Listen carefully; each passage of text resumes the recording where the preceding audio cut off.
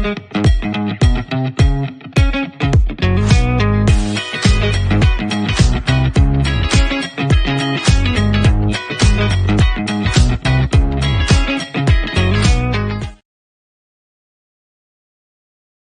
and welcome. If only I clicked the right buttons, I almost look like I know what I've been doing after all these years. How are you?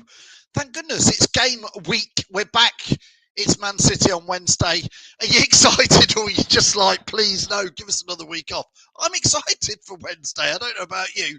Listen, who knows what could happen in the next week with Leicester. We've got Man City away. We've got Newcastle at home. I keep telling you, I've got 0.2% of me says we can still get out of this. I'm sure many of you think it's done, but who knows? Listen, we've got so much to talk about tonight. It's your show. I've shared the link in there. If you want to come on camera tonight and give us your views, please do. In the meantime, we've got lots of things to chat about. We've even got some free beer. Yes, free beer to give away. If only I pointed the right way as well. Thanks to our pals at Everard's. I'll talk to you a little bit about that later in the thing. But yeah, free beer if you want it. Free pies to win. What more could you want apart from a Leicester City win? I can't guarantee that, but I can guarantee you that for the next 30 minutes, you and me, we're going to have lots and lots of fun. So get ready, get your comments in, click on that link if you want to come and talk to me live. The Leicester City machine is on the march again. Leicester Fan TV presents a variety of content like fan discussions, match analysis, and engaging with Leicester fans worldwide. We want your views live, thanks to our sponsors, Everard's, Pucker Pies, Hologram, Take Me, Newbie & Co, and the Fox's Arms. Want to watch more content like this? Hit the like button. Give us your views. Hit subscribe to Leicester Fan TV and make sure to follow Leicester Fan TV on all socials.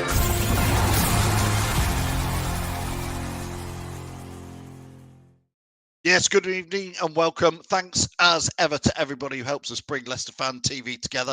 I put the link out there. If you want to come on live, you can do. If you want to just get the comments in, as ever, we'll get through as many of those as is possible. Craig, good evening to you. Hope you're well. Andy, hope you're well as well. Mary, good to speak to you. What do you reckon, Mary, for this week? Mark says it's been a lovely couple of weeks being stress-free from the footy. Well, it's back, Mark. There ain't that many games left. 9 games to go. What do you reckon, Mark? It's all over, isn't it? Maybe, maybe not. Paul says, good evening from Sheffield. Hope you're well. Let's have a little shout out. Let's see who's in Leicester. Let's see who's in places further afield. The furthest one so far is Paul is in Sheffield. Phil says, Leicester City will be going to lose against Manchester City. Yeah, I know the odds are, I think I was chatting with Reedy about them. I think Leicester are 11-1 to win. So I don't even think that's worth a bet. But Tony says, 180 days on Wednesday without a clean sheet. Is that right? Oh my gosh, Tony, Stato, thank you for that. No clean sheet under Ruud van Nistelrooy, no points either recently. Don't forget, we want your views. Come and give us your thoughts live on camera. Click on the StreamYard link and you can do that. But if not, keep putting your comments in. Maz just says, good evening, hope you're well, Maz. Got any chance of points this week, Maz? Let us know. Nick says, good evening all. Good evening to you, Nick, as well. He says, international break brings the appetite back. I know, I'm excited. Trust me, Nick. I'm looking forward to it. I needed that little break. Maybe I've forgotten about the pain of Man United. I literally have. I'm looking forward to Man City. Let me know, but maybe not the confidence in there. Jane says, good evening. Good evening to you, Jane. Andy says, do you think Ruud van Nistelrooy will still be the manager at the end of the season? Yes. But will he be the manager next season? I don't know. His press conference was a bit interesting. We'll perhaps touch on that in a minute with Reedy, but he's already announced he's sticking to this new formation. Thanks for giving Man City the heads up there. That was nice of him. Wayne says, good evening. Hope you're well, Wayne. Keep your comments coming in. Patrick, found Daka's work permit yet, unfortunately. Daka, who are you on about, Patrick? Oh, is he that guy who scored 1 goal once against West Ham and that 4 in that European game? That guy you're on about. Craig says he's from Leicester. Thank you, Craig, joining back into that debate. Jane says 2 to Leicester, 1 to Manchester. Sticking with that. Jane is going for a Leicester win. Does anybody else agree with Jane? Let us know in there. Michael says he's in LE15. I don't need. Where's LE15 in Leicester? I don't know, Michael. You'll have to let me know where that is. Mark's in Barwell. Raymond says California straight away. Forget Barwell, forget Sheffield. We've got Raymond is watching in California. Good evening to you, Raymond. That's our most exotic one, certainly tonight, and probably our furthest so far. Mary says, looking forward to Wednesday. Come on, you foxes. And I'm from Boston in Lincolnshire, not Boston in America. Andy's from, we've just got onto this. Where are you all from? So I'll put a few more up there. Tony says, it's a privilege to play Man City, says Ruud van Nistelrooy today. We are beat before we get there. It was a funny press conference, if you ask me, Tony. Again, I'll chat with Reedy about it because he's watched and listened to it. It does seem a bit strange sort of thing for him to say. A1 Hardy, good evening to you, says, hi Phil, hoping for a good result against Man City, but can't see it. I hope we'll be surprised. I think we live in that eternal optimism. But listen, I'm losing track of the stats. I think Andy just said earlier, 180 days since we kept a clean sheet. It's 7 games at home since we scored. It's 13 out of 14 defeats, is it now? These stats just keep getting worse and worse. Craig says going for a draw. I'd take that any day. A draw would be a great result. A goal would be a great result. Steve says trade description act, work permit for Daka, jog around the pitch permit more like, he says in there. Just watched the Matty Fry interview with Matty and Jerry. He's looking good. Get him signed again. Good old Matty Fry in there. Wayne's in sunny Ashby. Ashby de la Zouch, I assume you mean, Wayne. Liam saying good evening, watching from Gran Canaria. Liam, that's nice. I love a bit of the Canary Islands. I bet the weather's nice out there. Enjoying a pint of Cruzcampo or whatever it is you're drinking out there, San Miguel. Phil says, Man City are revolting for 9 minutes, not attending, I hear. I'm not sure, Phil, what are you on about there? Am I missing something there? They probably could be not on the pitch for 9 minutes. Would we score, Phil, if they forgot to come to the pitch? Richard said, this is how bad an appointment Cooper was. He only ever won at 4 Premier grounds. That's us down before we even get started in there. Paul says, I'll be happy if we get a corner in there. I'd be happy, Paul, if we could take a bloody corner. The last home game against Man United, El Canoes took 1, it messed it up. Took 2, messed it up. And then we switched Luke Thomas to corners. So at the moment, tell me if I'm right or wrong, we have Luke Thomas taking corners. We have James Justin taking free kicks around the edge of the box in there. Tony says 66 days without a goal or 0.2 league goals in 2025 in there. 0.2. We did get 2 away at Spurs. Nick says, I mean, by the way, what are they doing with goal of the month for March? We've not even talked about that at Leicester City because there just literally isn't a goal from Leicester, is there, in March? Have you ever known a month where you'll have a goal of the month? They'll be pulling in, don't get me wrong, they'll be showing one from Monga, one from Jake Evans, one from a lady footballer. That's how they'll do it, but there is no men's goal to even debate. Not one. It would win if it was there. If we'd scored one, it would be there. Wayne says Man City are protesting, I think, on the 9th minute. Thank you for that, Wayne. Let me know. I haven't heard about that. It'd be interesting to know. Nick says Man City fans being urged not to turn up until after the 9th minute. Our side doesn't turn up for 9-0 if it'd be Leicester. Please, can we organise it that the Man City players don't come on either in there? That would be good, wouldn't it? Thanks, Patrick, for confirming that regarding ticket prices. Have you renewed your season ticket yet? Are you still like, I've got to be honest, I've got to do mine. I will do it. I know I've got till April the 9th. I've got another week. It will be done. I've just a win against, I don't need the win against Man City, but you just, nice to have a bit of time off and nice to be put in there.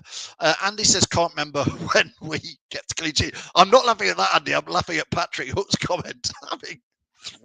Throw in of the month. Come on, then. Patrick started it. What, instead of goal of the month, what could we have of the month for March? Because there is no goal of the month. They're literally, we can't debate goal of the month that Leicester scored. So Patrick started us off there with having throw in of the month. Let us know your views on there. I agree with what Tony says, by the way. When it comes to players player of the season, fans player of the season, I am voting for Edouard. Because if we all do that, that might send a little message. I'm not one for flying a plane over the King Power Stadium saying King Power out. That's not me. Fine if you wanted to do that. Many fans have chipped in, but I'll definitely vote for Edouard in the fans player of the season. I think that's a good one in there. Let's get Reed in. He's ready to come in now. Don't forget, I'm going to share the link just one more time before Mr. Reed comes in. And if you want to click on the link, do get in there and give us that. Don't forget, while you're watching this live, if you can give us a like and a share on Facebook, and if you can subscribe on YouTube, that would be perfect. Jamie Reed, how are you? I'm good. How are you? I'm good. Patrick Hook started us off. Instead of goal of the month, Reedy, he's saying throw-in of the month. What on earth do we do that we haven't even got one goal in March to debate competition? Well, I just saw Craig. I had the same idea, miss of the month, because realistically, you saw my reaction. Because when we left that Man United game at 2-0 down, we had some of the clearest chances we could have had to score a goal, and we missed all of them. So for me, there's about 3 in that game alone that you could give a miss of the month. So I need a little drum roll here. Nominations for Miss of the Month, Reedy. Who's your first nomination? Vardy against Man United when he had that clear through run and then he didn't go across goal. He went straight at the keeper. Vardy in about the 4th, 5th minute. No, right at the end. Oh, towards the end. I mean, to be fair, there's a few to discuss. This is a great new competition. If Leicester City are watching this and they want to run it on their social channels, Miss of the Month, it's our suggestion of what you filled the gap with for if it wasn't for copyright, we could do it ourselves. But I know. Well, Blue Fox 92's got another suggestion here. Defensive mistake of the month. Again, another great category. Do you know what? It sounds stupid to say this. Well, you're going to say it. I don't think there's you're going to say it. Mistakes. It's more. He said it. It's just more. Really said it. He said, "I'm not going to say anything stupid," and then he says it.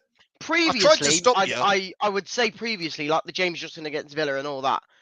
I just feel like we've just not been great. I don't think there's been that many errors. It's more just been we've just not defended good enough. I hear what you say. I mean, some of the Wout Fies stuff where he just literally stops and watches it. I suppose there's no mistake there. He just can't be asked to even try. I don't think we've gave him a chance, or we've absolutely fluffed up a defensive like when we. Who was it that headed the ball up straight for Chris Wood on their goal? Like, do you know what I mean? They're errors. That was Wout Fies. Exactly, they're errors, not just being bad at defending.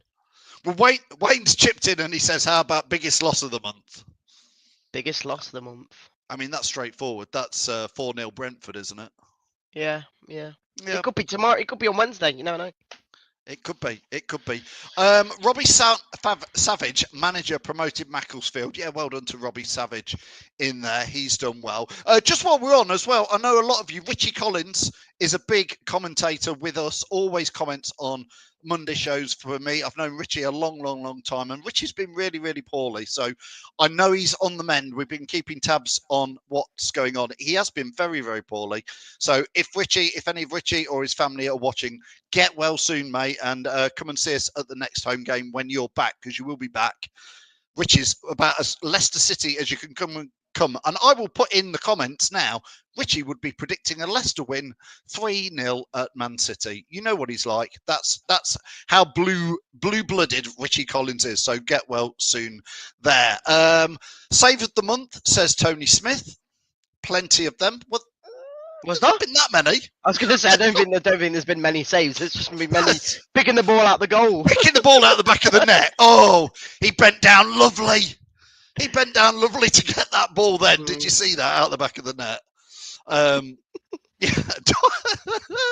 Paul's got dog walker of the month. And here he comes out of Seagrave with Vestergaard's Great Dane. Lovely movement. Yeah, you can see we've lost the plot in here. Craig saying best save was Mads at Chelsea. Right in front of you, Reedy. Probably the only one. So, yeah. Yeah. Indeed. Mark says, get well, Richie. Yeah, thanks, Mark. I know a lot of us want to say that to Richie as well. Reedy, we've got Chris is going to join us very, very shortly. So we'll add Chris in. Here we go. Chris. Hi, how you doing? Good evening, Chris. How are you? Yeah, not too bad, thank you. How are you? I'm good. Now, Chris, listen, we've got you for just a few minutes tonight. Obviously, Leicester are playing at Man City.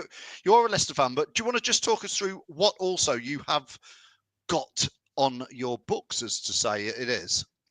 Yeah, so I've recently had a book published, Gary Lineker, Portrait of a Football Icon. Obviously, there's a lot of Leicester content in there. So that's out with Bloomsbury a couple of months ago. And so just kind of spreading the word, really. And obviously, with loads of Leicester stuff in there, there's loads of ex-Leicester players and Gordon Milne, ex-manager as well. So there's all sorts in there for Leicester fans. Absolutely. Have you got a copy of the book, Rick? You can show us, Chris. Come on. I should have thought about that. Hold on. Oh, I should have thought about this, Chris. You could literally be a Leicester player like this sort of preparation. This is fantastic, isn't it? Really? Just like a Leicester player, I can show you a previous book that I've had out, and I can talk about a Premier League title win if you like. But I can't actually show you the current one for some reason. Well, there you go. You come on here, Chris, to plug. There you come on here to plug your book, and you've not got a copy of it. Yeah, well, I've not thought about that, have I? I've thought about verbals, but I've not thought about showing you something. But well, that's all right. So Chris, that's fine. You've got, sell it to us. What have you got? Any Gary Lineker little anecdotes you can just drop in there? Because we could do with a striker like Gary Lineker at the moment. Obviously, we've had Jamie Vardy, but I mean, I think one of the worst top flight seasons prior to this one, or certainly the starts, had been one of the years when Lineker was there, and him and Alan Smith were striking a partnership up top, and it just kind of they'd obviously done well in the second division, and then come up to the first division. It hadn't quite worked out the first 10 games, but then when they got going, they really got going. I think Leicester survived out of nowhere. So I don't know. I mean, I'm not sure there's much hope of that this year, but that's obviously a nice one. But I really like the stories of Gary in his early years, because everyone knows he started scoring lots and lots of goals, and obviously he was Leicester's talisman towards the end of his time at Filbert Street. But it's actually the start which is really fascinating for me, because such things as he wasn't the starter and one of the youngsters that really kind of he was one of a number of players that were coming through that sort of age group, and they were all getting the opportunity, but there were other players, Andy Peake, Dave Buchanan, that actually were fancied to have bigger futures than Gary at the time when he first broke through and he made his debut. And I think that's quite fascinating, because you now look at it and you think, by today's standards, you think, well, he must have had his future in the stars from very early on, and it just wasn't the truth. I mean, Reedy, I'm going to switch this over to you, because I know obviously people of Reedy's age will see Gary Lineker as the host of Match of the Day for many, many years. But Reedy, what Chris is just mentioning there is, I am old enough. I remember when Gary Lineker made his debut, it was with Dave Buchanan. There was two players came on pretty much the same match for the same few games. And Gary Lineker was this little lad, didn't really look that much. And in fact, Buchanan looked the better player. But I'm going to spin it round to the Man City game, Reedy. Rude said today that Monga and Evans, two young lads about the same age. Gary Lineker was he about 16, 17 when he made that debut? Yeah. So, and say was Buchanan. So Monga and Luke Evans, really, should they be making a start on Wednesday? I think if it was a different team we're playing against, I would probably suggest otherwise, yes. But because it's Man City, I just don't know if it's demoralising for them if we do go there and they start and we get battered 6-7-0. Like, I know it might not be that, it might be 2 or 3, but for me, if it was maybe like a Fulham or a Villa or anything like that, I would definitely be putting them in. But against Man City, as much as I don't trust Vardy right now, and that's me saying it, I do not trust him. You've just got to start with the best team possible, and maybe that is with Jake Evans and Monga. You don't know. But I mean, put this in the comments if you're watching this live. Really saying he probably wouldn't. I just like, at some point we've got to stop talking about these two lads. Leicester City really keep showing highlights on Twitter and socials of Monga's done this, Jake Evans has done that. Stop showing us these little clips if you're not going to play them. I don't understand their thought process with their social media, that they show us really clips of these two, and yet they don't get anywhere near a squad. No, because obviously a lot of players now are younger. Like Fatwu is 19, so, and likes of Monga and Jake Evans are playing against on an under 21, so they are probably playing the likes of them now. Because obviously I think Monga was playing in the under 16s or whatever, and then got brought up to the under 21s because he was that good. So I get what they're doing, but it's just kind of putting a bit of a hook in everyone's minds, thinking, why are you going to keep mentioning it if you're not going to have him in? Like I said, they were in the FA Cup team, or one of them was, and didn't even get featured. So it's either you put him in and you start playing him if you keep talking about him, or you stop talking about him and don't play him, because there's always a fish up there saying that why are we not playing him. Yeah, Brad Lingard, hi Brad, hope you're well, says start Monga, nothing to lose. And Chris, bring it back to the Lineker story in the Lineker book. That's pretty much what happened back there. They were dragged into that team, I think in the late 70s, I'm going to go 78, 79, I think it was, Chris. It was 79, yeah. They were just chucked in at the deep end. Yeah, well, there was a lot of them that were. I mean, I saw one of the comments flash up then. Remember Mick Duffy setting up Lineker's goal? I spoke to Mick actually for the book, and he's obviously great mates with Gary, and spoke about that. Spoke about them coming through together, and there was a whole group of them that came through together. They had been at Elston Park, and there were a number of them that then came through and signed scholarships with Leicester. And at the time, I think Jock Wallace was manager, and they needed to get the youngsters in because that was where the club was at. And I think they felt that that was the best thing for them to do. I mean, look, I take the point that it's probably not the best one to shut them in away at Man City.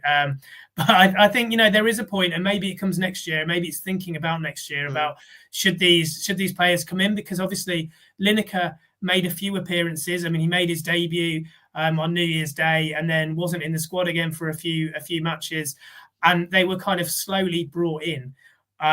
And there wasn't the same pressure and the same attention that there is now. So I think it was, while there are similarities, there are also massive differences. And you're right. I mean, what's it do to their confidence if you bring them in at Man City and lose 7-0, I suppose? And there wasn't a lot of that going on in Lineker's day.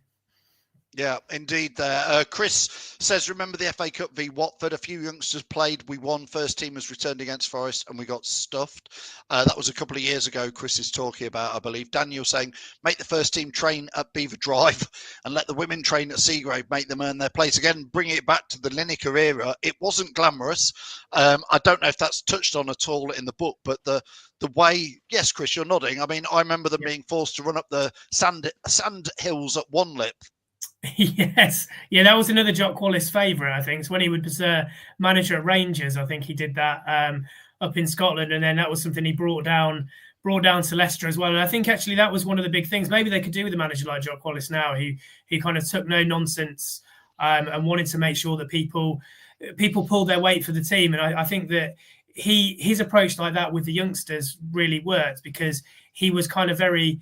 At one half, he was really harsh on them, and there's a famous story that he pinned Gary up against the wall at half time during a reserve team game, which Gary had scored in, and he thought, I've done great. And then Jock kind of threatens him and says, you come into my office tomorrow morning. And then Gary worries all night and then comes in, and Jock's like, oh, you've got a big future, but you need to make sure you do this, this, and this. And it was kind of this. That sort of approach worked really well for the youngsters. Probably actually not for the youngsters now so much, but you have a manager who's got a clear idea of what he wants to do.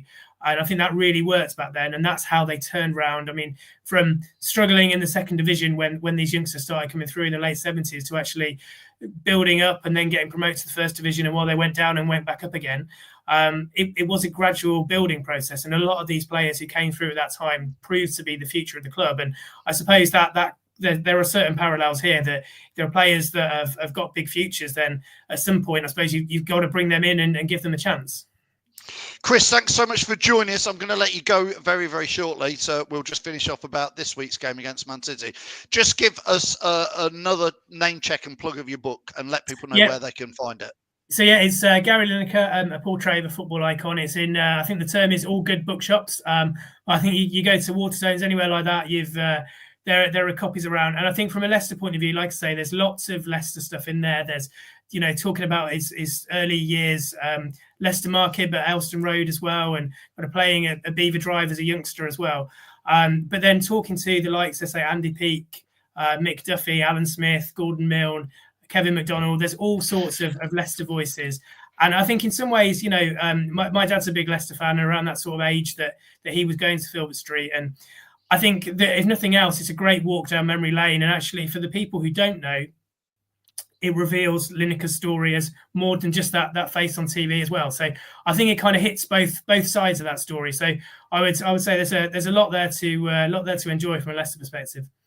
Brilliant. Thanks so much for joining us, Chris. If people want to get out and have the book, don't forget, next time you come on our channel, you need that book.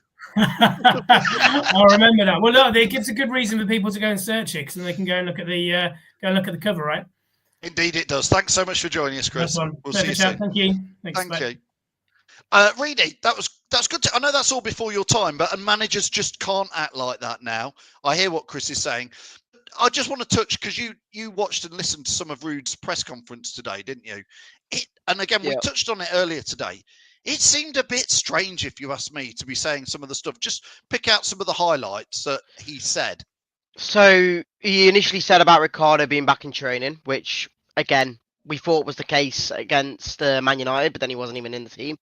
He said the international break was a period of reflection with Monger and Evans as part of training, because obviously they're not going to go anywhere. And then the final thought from this little snippet was the formation, a change of 3-2, the 5-3-2 or the 5-2-3 will continue for Man City, which, again, the instant thing is, you just let Pep know that that's what we're going to be doing. So why would he do that? Why would he say this is the formation I'm definitely doing?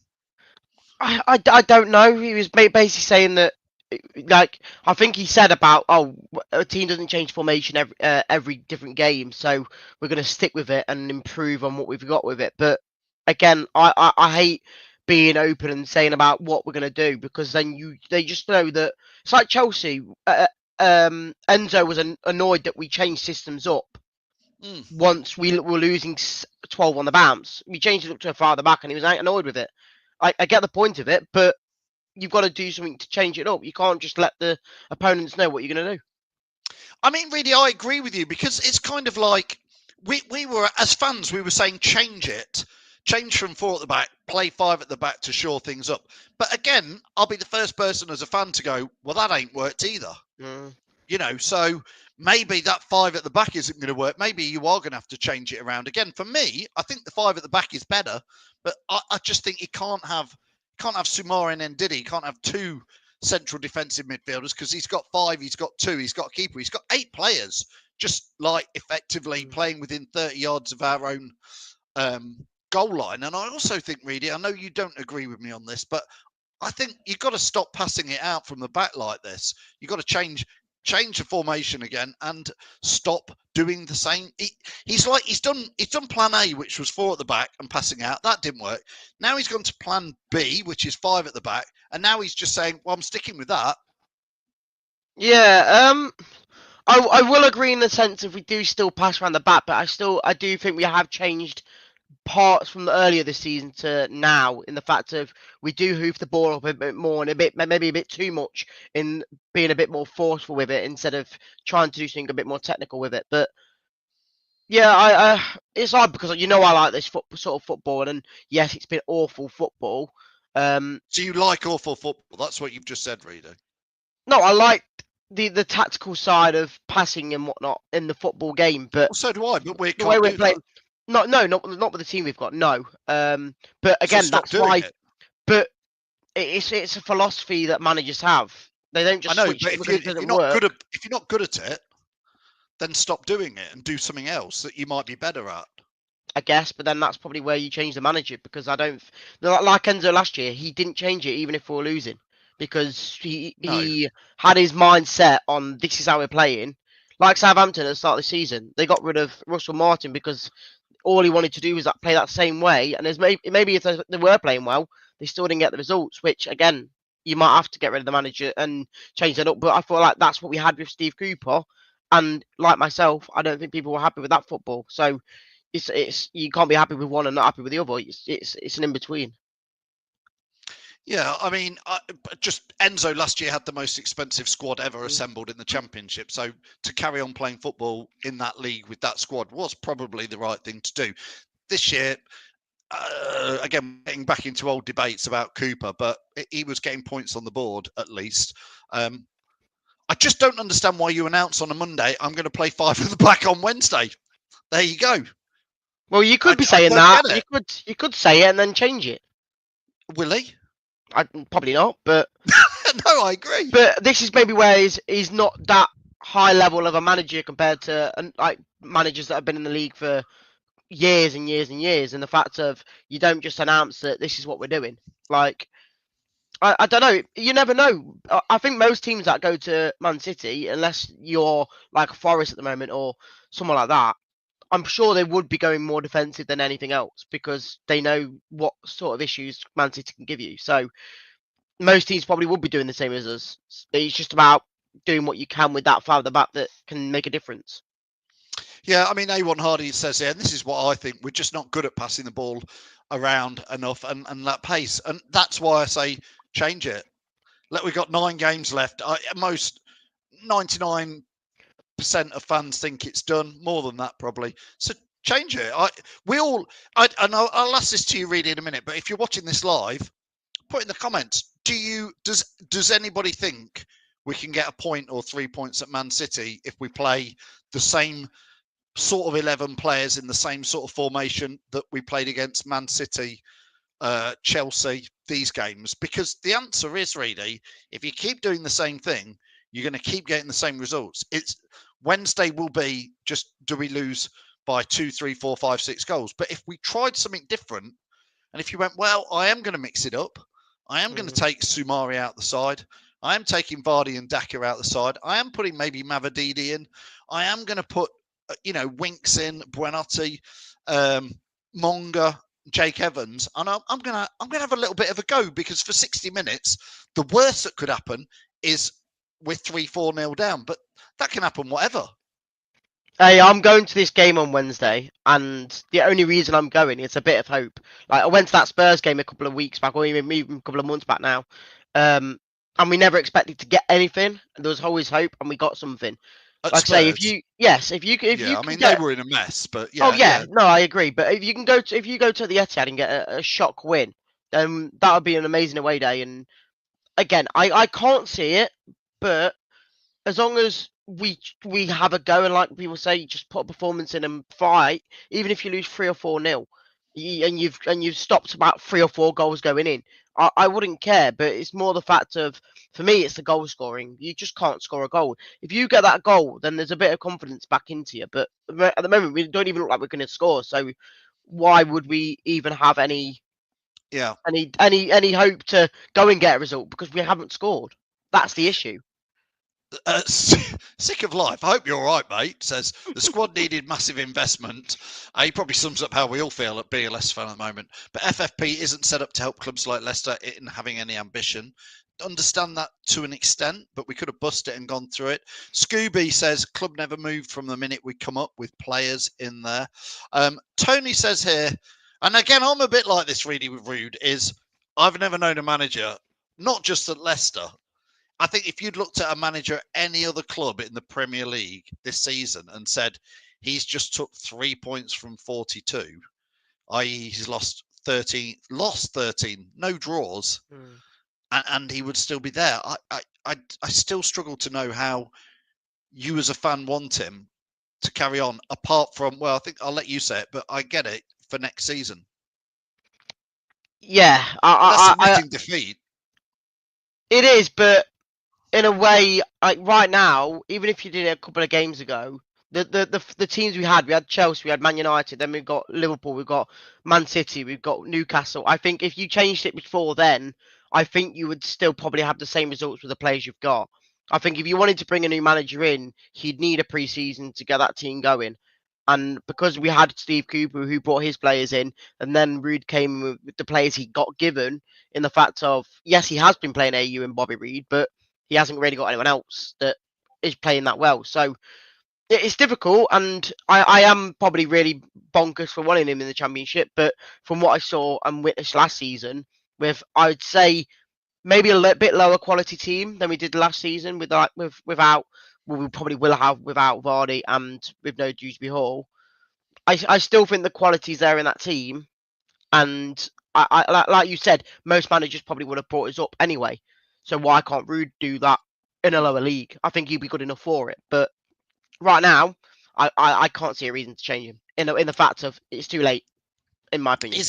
You see, I stick to what I said when we got relegated to the Championship 2 years ago, is that with that squad, there would be many managers would do very well with that team. Enzo did do very well with it. Obviously, we came up as champions, so well done, Tim. But at the time, I was saying maybe a Scott Parker, other managers would also do well. And I think if we retain a big chunk of this squad, they should be right up near the top of the Championship.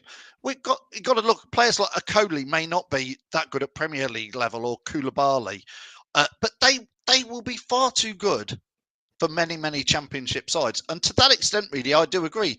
I think many managers would bring Leicester into the top 4, 5, 6 of the Championship next season. But where I struggle is when I'm watching Ruud in a match, not making any impact. And when it comes to a game like, well, the Brentford game, the Palace game, the Man City game on Wednesday, he just seems devoid of ideas as a manager. I think there's, and I'm being honest, I do think there's been tiny spells in games where we've said we've played well for 20, 30 minutes of a whole 90-minute spell. Like when we had that one run with Sumari where he went through bombing forward and we had a good chance on goal.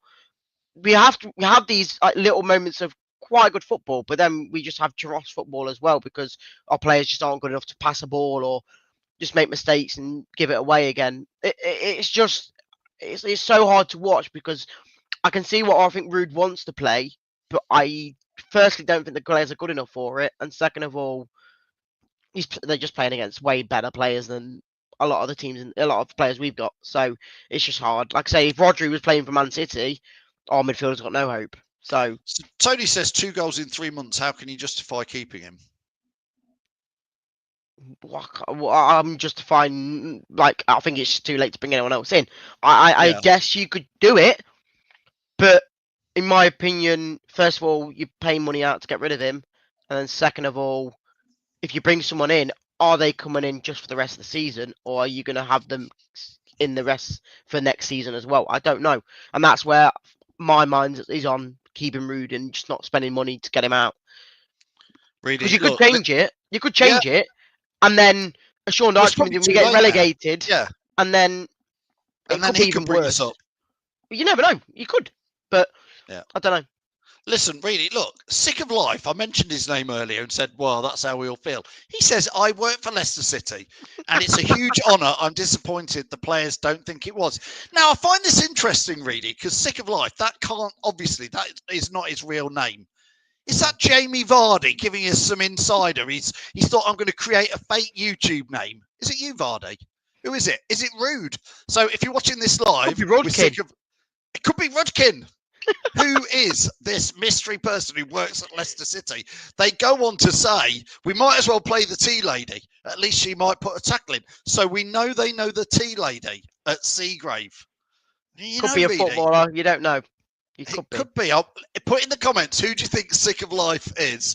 Let's see if we can have a bit of fun before we end there. Reedy, who could it be? Listen to us. Listen to us. Yeah, let Reedy play and let me manage. Imagine that, Reedy. You playing football. Good grief. Steve says here, even Mark McGee played youngsters. Remember Emil Heskey getting his debut? Lost 4-0 away to QPR, but he got better in there. Agree with... Wow. Reedy. Keith Madders agrees with you. Why sack him if we've got nothing to play with? I understand that because we sort of... But there's still 0.2%, Reedy, that we could do it. There's still 9 games. There's still up to 27 points. But he says, I'd stick with him for next season.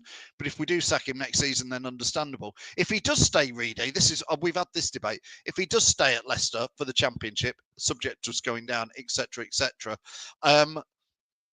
he wouldn't be given long in the Championship. If we had a bad start, 6, 8, 10 games, and it looks bad, he'll be gone.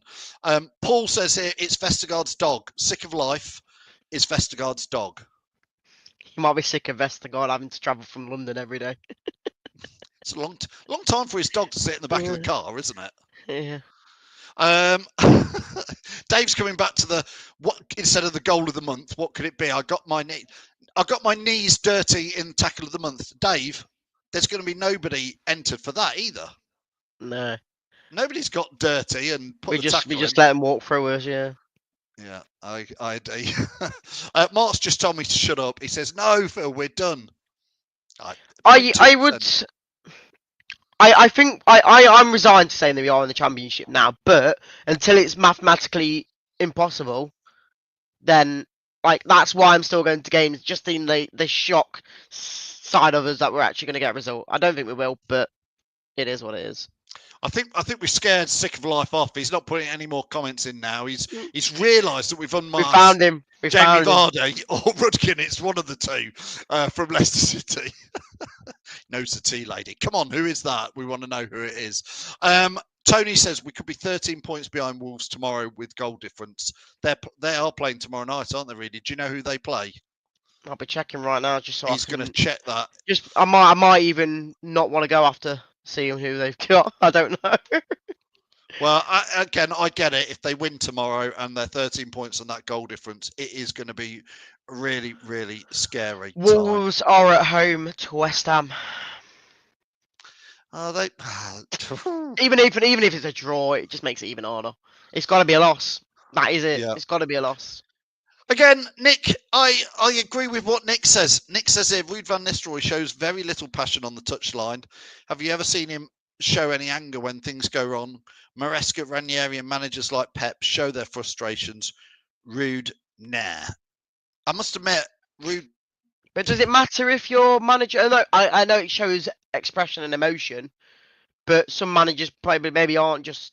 Like, you see managers when you're watching Arsenal and stuff, they don't like the clap or they're going back to the seat to check the goal and whatnot, but they're not running down the goal line or the side of the pitch celebrating. I know Enzo did, but not every manager's like that. I agree. I prefer to see that, but we've had this conversation before, but when managers don't do it, you think just a little bit of media training. I mean, they have to train to do so many things as a football manager now. You think showing the team and the fans that you've got some passion. Again, really, against Man United, me and you had gone because it was that woeful.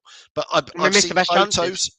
Well, no. What I was going to say is I've seen photos and video of Ruud going around all the Man United players on the pitch at the end and giving them little cuddles and hugs. And again, that's just, for me, I didn't see it visually through my own eyes, but I was told, and what I've seen is he didn't go up to Leicester players at the end of the match. He went up to Man United players and had words with them. And I just think that's not right.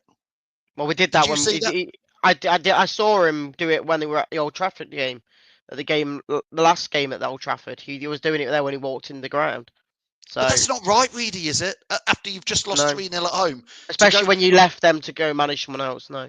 Go into their changing room or catch them in the tunnel, whatever, but not on the pitch. I mean, God knows, if I was a Leicester fan who stayed to clap, and many did, fair play to them, the Man United game, but if you were stood there to clap the Leicester players and you saw Ruud, if you're watching this and you saw it, put in the comments now, but I just think that's beyond bang out of order, Reedy. And again, it tells me a lot about a manager who's not overly that fussed. Again, you know my opinion. I want him to stay and hopefully bring us back up in the in the Championship next year, if that's the case. But I see from both sides. I think he probably should be going right now, but I don't think with the games left other than the last 4, is it even possible? I don't know. We've got a couple of competitions before we go. The match is obviously on Wednesday. Let's put this one up first. This is to win a season's worth of Pucker Buys. All you've got to do is tell us what squad number was Anthony Knockaert when he played for Leicester. Love to have a bit of Knockers playing for us now. He put in 100% passion and effort. That's the sort of performance we need, Reedy, if you ask me. A bit of Anthony Knockaert. Yeah, I don't know what years was he playing for us, because I do know him and I've seen him play a few times, but it was only when I started watching him, really. But for me, the nearest one probably to him was probably like the Albrighton sort of player, in the fact of how much he gives for the team. But yeah, I get that. Knockers just had that level of passion. Especially with the defeat, when he missed the penalty away at Watford, and then when he scored the winner away at Forest the following season to get us into the playoffs. Anthony Knockaert, he's exactly the sort of player we'd love to have now. So if you know that, put in the comments below what squad number he was, and then Reedy, I'm going to let you go because I've got to move to the side and I need you off screen. So just bear with a second. Here we go. Yeah, if you do, I'll get Reedy back on before we go. Now, from our pals at Everard's, get in the right place. Here we go. There it is. Boom.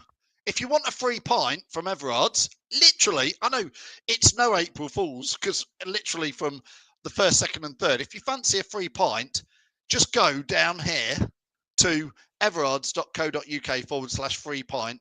You've got to put your name in. Of course, they want your email, but to get a free pint in one of their pubs, there's got 160 pubs around Leicestershire and the Midlands. Go and have a free pint, thanks to Everard. So everards.co.uk/free pint. Thanks a lot to all the guys over there. So that's for you. Free beer, win a season's worth of pucker pies. You can't get much better than that. Reedy, finally, before we let you go, score prediction for Wednesday. I'm going, so I'm going to have to go for a winner now. A 4-3 win. A mental game. It will go 2-0 to them. We'll get back somehow. Make it like the Arsenal game, but then we'll concede again to make it 3-2 down, and then we'll go and score 4-3. Should we have a tenner on it, Reedy? I'm all right, thanks. You What, sure? as in me and you together put a tenner on to put us to win 4-3. Blimey, the odds for 4-3 must be like 100 to Hey, 1. the only reason I'm putting a win is because I'm going. I don't want to see a loss, but it probably is going to be a loss. It is what it is. Mark says he's laughing at you, Reedy. Scooby say 4-0 to Leicester in there. Again, Richie Collins, get well soon. Is that 4-0 City? Which city is he on about? I don't know, Scooby. I think it must be... I don't know. Who knows in there? I think Tony says 4-0 to Man City in there. I think Reedy's had a few pints, says Tony. You might need a few pints on Wednesday to get through that. Hey, I'll be drunk before I even enter the stadium, probably.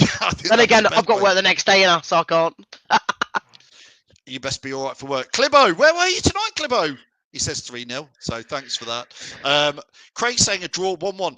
And that, to be fair, that would be a mega result. A, we get a goal. B, we get a point. We don't lose. It'd just be nice to see that, wouldn't it? Mm. And Scooby says he's not confirming which City that 4-0 That's the to. best way to say it. It's going to be a 4-3 City win. Yeah. It could have anything to happen on there. He's also then gone 0-0. So he's gone 4-0 and 0-0. You can't have both. Listen, if you're watching shows this week, we've got the Fan Zone show tonight. We've just done that. Fox's Focus is on Thursday. And the Aftermath show is on Sunday. Reedy, when are you doing your tactics talk? Tomorrow afternoon. Tomorrow afternoon with Sam. That'll be Reedy and Sam live. So thanks a lot for joining us, Reedy. We'll let you go. No worries. Cheers. Cheers, mate. Keep drinking that wacky juice. I will do. Don't worry. Here he is. Thanks to Reedy. Thanks for Chris coming on talking about, don't forget that Gary Lineker book. Last time I'm going to do this. I can't point the right way. I was getting it the right way. Free beer, everards.co.uk, free pint. And don't forget, free pie as well. If I can press the right thing, put a Gavin Ward thing up there. Anthony Knockhart. Let us know what squad number he was. So thanks for everybody. Thanks for all your views and all your comments. Don't forget, if you can, give us a like and a share. If you're on Facebook, fantastic. Give us a retweet on X. And if you're on YouTube, make sure you subscribe. Hit that button now. Thanks for all your views and all your comments. I look forward to joining you. Don't forget, next Monday, it's Newcastle at home. So there won't be a Fan Zone show live. We're going to have to miss it because it's the League Cup winners coming to town. I nearly got it right there. Anyway, thanks for all your views and all your comments. And we'll see you very, very soon. Cheers all. The Leicester City machine is on the march again. Leicester Fan TV presents a variety of content like fan discussions, match analysis, and engaging with Leicester fans worldwide. We want your views live, thanks to our sponsors, Everard's, Pucker Pies, Hologram, Take Me, Newbie & Co, and the Fox's Arms. Want to watch more content like this? Hit the like button. Give us your views. Hit subscribe to Leicester Fan TV and make sure to follow Leicester Fan TV on all socials.